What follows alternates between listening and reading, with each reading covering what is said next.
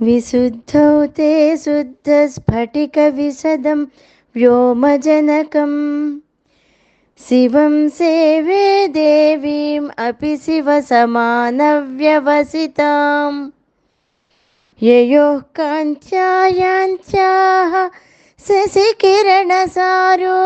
సరణే విధూతాంతర్ధ్వాంత విలసతి చకోరీవ జగతి.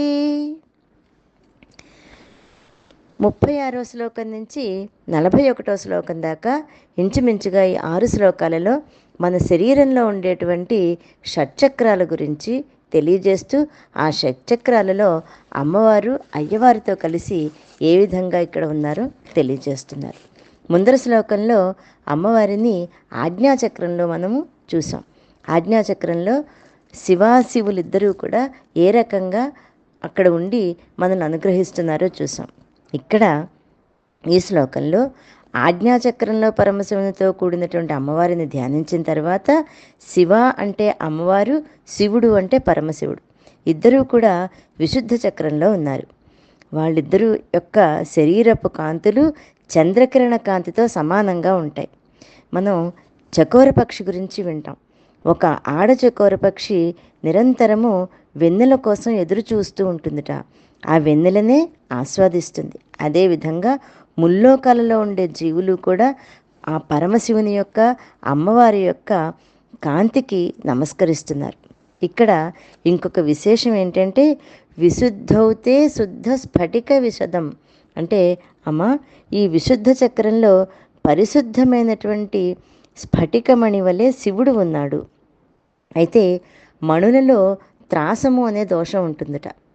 శివుడు త్రాసము అనే దోషము లేనటువంటి తెల్లటి స్ఫటికమణి వలె ఉంటాడు. అంటే తెల్లటి స్వరూపం ఆయనది. పైగా ఆయన వ్యోమజనకుడు అంటే ఆకాశాన్ని కలిగించాడు. ఆకాశాత్ వాయు వాయోరగ్ని అగ్నేరాపహ ఆపః పృథివీ అని చెప్తారు. అంటే ఆకాశం నుండి వాయువు, వాయువు నుంచి అగ్ని, అగ్ని నుంచి నీరు, నీటి నుంచి పృథివీ అనేటువంటి విషయాన్ని తెలియజేస్తూ అదే క్రమంలో మన శరీరంలో ఉండేటువంటి చక్రాల గురించి చెప్పబడింది. ఇంచుమించుగా మనము 37వ శ్లోకం దాకా వచ్చేసాం కనుక అమ్మవారిని మన శరీరంలో మన మనస్సులో ఏ విధంగా ధ్యానించాలో ఒక స్థాయికి మనం ఎదిగి ఉన్నట్లయితే ఈ శ్లోకాలకు అర్థం చాలా సుస్పష్టంగా తెలుస్తుంది. శరీరంలో ఉన్నటువంటి ఆజ్ఞాచక్రము, ఆ తర్వాత విశుద్ధ చక్రము, ఆ తర్వాత అనాహతము, ఆ తర్వాత స్వాధిష్టానము, మణిపూరము, ఆ తర్వాత మూలాధారము. ఈ విధంగా 6 చక్రాలు. ఈ 6 చక్రాల ద్వారా శివాశివుల నుండి వచ్చేటువంటి చంద్రకిరణ కాంతి ఇక్కడ ప్రత్యేకించి విశుద్ధ చక్రంలో ఉన్నటువంటి దాని పేరే శుద్ధమైనటువంటిది అని అర్థం. ఆ విశుద్ధ చక్రంలో చంద్రకిరణాలతో సమానమైన కాంతులతో ఉన్నటువంటి ఆ త్రిలోకాల యొక్క అజ్ఞానాంధకారాన్ని పోగొట్టడానికి సిద్ధంగా ఉన్నటువంటి ఆ పార్వతీ పరమేశ్వరులిద్దరికీ నమస్కరిస్తూ వారిని సేవిస్తాను అని చెప్పడానికి కారణం ఏంటంటే ఇక్కడ ఒక చిన్న ఉదాహరణ కూడా చెప్తున్నారు.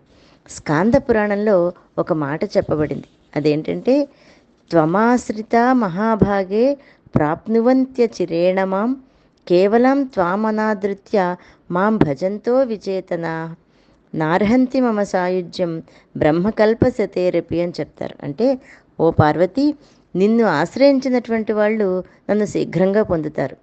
నిన్ను కాదని కేవలము నన్నే ఆరాధించిన అజ్ఞానులు 100 బ్రహ్మకల్పములైనా సరే నా సాయుధ్యాన్ని పొందలేరు అని చెప్తున్నారు.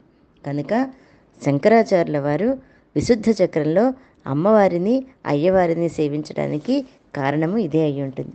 కనుక అటువంటి విశుద్ధ చక్రంలో పరిశుద్ధమైన మనస్సుతోటి నిర్మలంగా ఉన్నటువంటి స్వచ్ఛమైన ఆ పార్వతీ పరమేశ్వరుని ఇద్దరిని మనస్సులో మనం ధ్యానించినట్లయితే అమ్మవారి యొక్క ఆశీర్వచనాలని, అమ్మవారి యొక్క అనుగ్రహాన్ని తప్పకుండా పొందుతాం. శ్రీమాత్రే నమః.